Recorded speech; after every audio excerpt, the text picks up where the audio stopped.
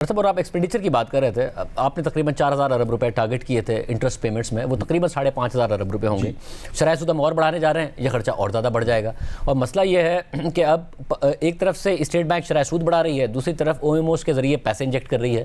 تو یہ پاکستان میں کوئی چیز ٹھیک ہے؟ یہ انٹرسٹ ریٹ سے الٹا کہ کوئی اچیو کر پائیں گے ہم جو آئی ایم ایف کی ڈیمانڈ کے تحت ہم نے بڑھا دیا؟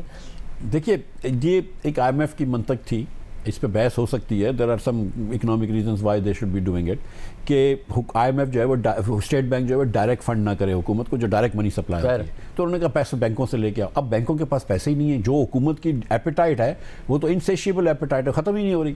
تو آپ بینکوں کو پہلے آپ قرض دیتے ہیں، لمبی او ایم اوز کرتے ہیں یا چھوٹی او ایم اوز کرتے ہیں، اور اس کے بعد وہ بینک 1-8% رکھ کے پھر ہم کو پیسے دیتے ہیں. تو مانیٹری ٹائٹننگ کیسے ہوگی؟ تو ٹائٹننگ تو نہیں ہو رہی ہے آپ، اور اس کے بعد پھر یہ انفلیشن آ رہا ہے. لیکن اب آپ کو کہیں نہ کہیں ٹیکس بڑھانا پڑے گا، کہیں نہ کہیں اخراجات کم کرنے پڑیں گے، آپ کو کچھ نہ کچھ بیسک اسٹرکچرل چینجز کرنے پڑیں گے. میں آپ کو یقین دلا رہا ہوں، دیکھیں میں تھوڑی سی چیزیں سمجھتا ہوں، اور اب تو تھوڑی میرے خیال سے دنیا بھی سمجھتی ہے کہ مفتاح کچھ باتیں سمجھداری کی کر رہا تھا. دنیا میں نون لیگ والے بھی آتے ہیں، نون لیگ کو تو شاید آتی ہے، شریف خاندان آتا ہے. سر میں دنیا کی بات کر رہا ہوں، سب دنیا میں ہم سب رہتے ہیں.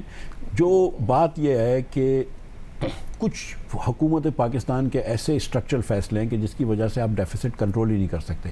20,000 ارب روپیہ اگر ہم جمع کر لینا ٹیکس، پھر بھی ہمارا بجٹ ڈیفیسٹ پورا نہیں ہوگا، and that is 25% of G D P. تو ہم فرسٹ ورلڈ کنٹریز جتنے تو ٹیکس نہیں جمع کر سکتے نا. ہم کو کچھ نہ کچھ اس کے بارے میں سوچنا پڑے گا. لیکن یہ حکومت پاکستان، اور میں حکومت پاکستان سے صرف نون کی یہ حکومت کی بات نہیں کر رہا، نہ کسی ایک صوبے کی حکومت کی بات کر رہا ہوں، میں منحصر تمام حکومتوں کی بات کر رہا ہوں.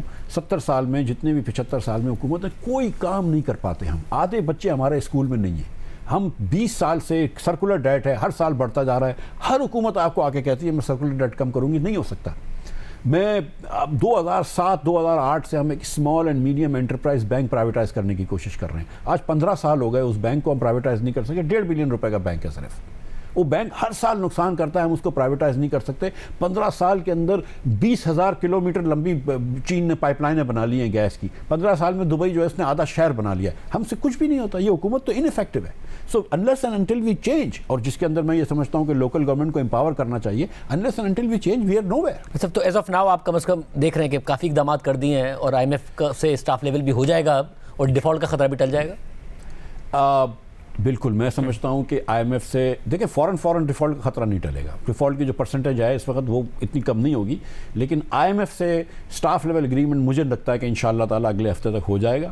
اور کیونکہ ہم نے جتنے بھی اقدامات لینے تھے لے چکے ہیں، اب تھوڑا سا جو ہے وہ پولیٹیکل وہ بھی کرنا پڑے گا پرائم منسٹر صاحب کے لیول پہ یا کسی اور لیول پہ.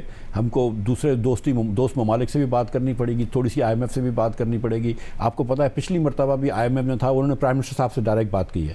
سو تھوڑا سا ٹرسٹ ڈیفیسٹ فائنانس منسٹری سے بھی ہو چکا ہے آئی ایم ایف کا.